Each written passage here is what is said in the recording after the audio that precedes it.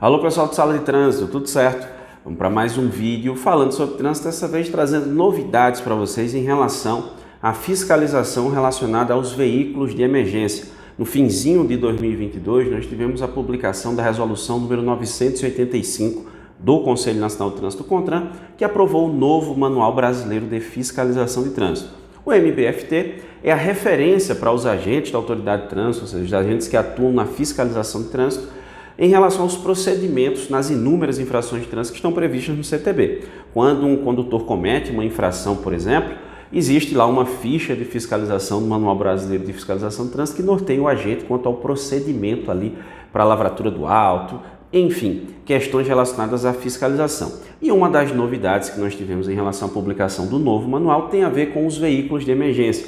No Código de Trânsito Brasileiro, no artigo 29, inciso 7, nós temos lá os veículos de emergência. São aqueles destinados a socorro de salvamento e incêndio, como por exemplo o Corpo de Bombeiros, as ambulâncias, as viaturas de polícia, de operação e fiscalização de trânsito. Esses veículos eles têm direito à livre circulação, estacionamento e parada quando estiverem em serviço de urgência, de policiamento ostensivo ou de preservação da ordem pública, né? Esse serviço de urgência, que é o mais comum, é aquele que se necessita de brevidade no atendimento, sem a qual vai haver ali, ou tem o risco de haver, um prejuízo à incolumidade pública.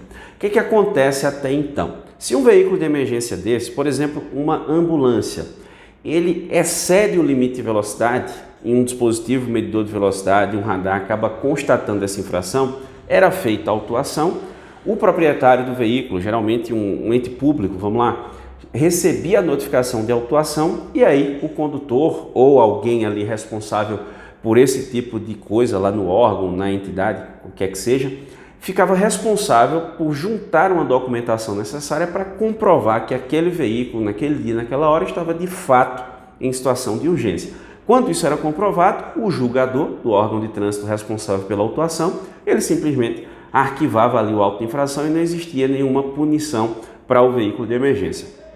Com a mudança no Manual Brasileiro de Fiscalização de Trânsito, nas disposições gerais, que por sinal vai ficar o link na descrição desse vídeo, se você quiser baixar para você o Manual Brasileiro de Fiscalização de Trânsito, é só você clicar aí que você vai ter acesso a essa norma que a gente está mencionando aqui no vídeo.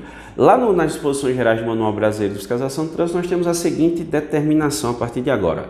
Nas infrações relacionadas aos veículos de emergência e que forem constatados ali por dispositivos medidores do tipo fixo, como por exemplo um radar ou sistema não metrológico de fiscalização, como por exemplo um avanço de sinal vermelho, não serão processadas as autuações, né, desde que seja possível constatar que seja um veículo de emergência, através de pinturas ou plotagens ali que são adesivos, né, na lataria do veículo. Nesse caso, quando o sistema detecta ou constata a infração, essa autuação, ela não vai ser processada, ela vai ser arquivada por presumir que o veículo está numa situação de urgência, está numa situação ali de preservação da ordem pública, ele está numa situação de policiamento ostensivo. Então, nesse caso, não vai haver a autuação por esse motivo. Agora, isso é quando se trata de sistema eletrônico, né? Ou seja, a fiscalização por radar do tipo fixo, sistema não metrológico de fiscalização. Por quê? Porque se o agente estiver no local, um agente da autoridade de trânsito,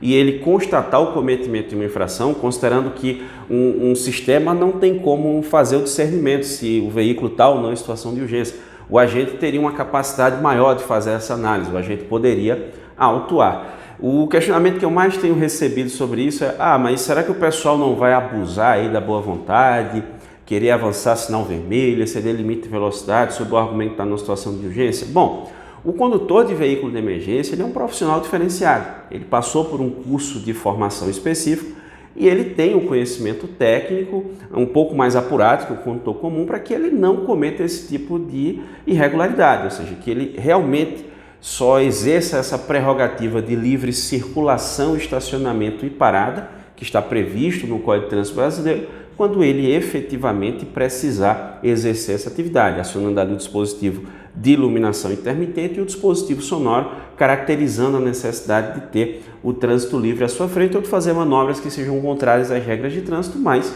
em nome, em respeito ali a um bem maior, que seria como, por exemplo, socorrer a vida de alguém que está precisando, né? Então, partimos do pressuposto que o condutor de veículo de emergência vai agir de forma ética respeitando as normas de trânsito e realmente fazendo valer essas prerrogativas quando realmente for necessário. Agora, quando não, se ele realmente deixa de observar esse lado ético da profissão, imagina, um condutor de veículo de emergência avançou um sinal vermelho e acabou colidindo com outro veículo.